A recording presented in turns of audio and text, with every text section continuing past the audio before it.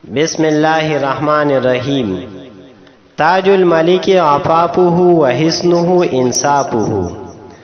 تاج الملک د بادشاہ تاج، عفافه دا د هغه پاک دامنی ده، و حسنه او قلا د هغه، انصافه دا د هغه انصاف دی.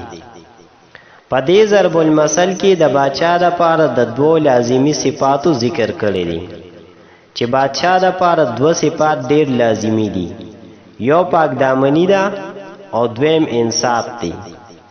بادشاہ لپاره پاک دامنی ځکه لازمی ده چې کم بادشاہ کې پاک دامنی وي نو عوام د هغه عزت کوي او خپل بادشاہ منلو ته تیاری، گویا کې دا د ده لپاره یو تاج دی.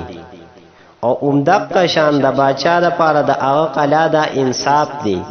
کو کم بادشاہ کې انصافي نو عوام به خپل بادشاہ منلو ته تیاری او عوام به د سره موافقي، او کو کله په د کې ظلم راغی او انصاف ته نه ختم شو نو ټول خلک به مخالف شي او جن به په خطر کې شي.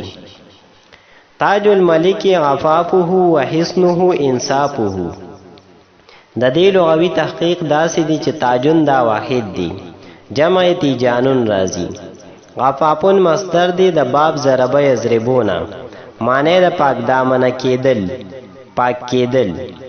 حسنون واحد دی، جمع حسونون راځي، معنی د قلا.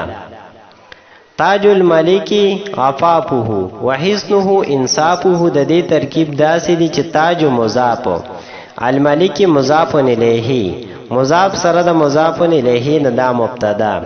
عفافه کې عفاف مضاف هو ضمیر مضاف الیه، مضاف سره د مضاف الیه نه دا خبر، مبتدا سره د خبر نه جمله اسمیه خبریه معطوف علیه و حرف عطف. حسنه کې حسن مضاف هو ضمیر مضاف الیه، مضاف سره د مضاف الیه نه دا مبتدا. انصافه کې انصاف مضاف هو ضمیر مضاف الیه، مضاف سره د مضاف الیه نه دا خبر، مبتدا سره د خبر نه جمله اسمیه خبریه معطوف، معطوف علیه سره د معطوف نه دا جمله معطوفه شوه.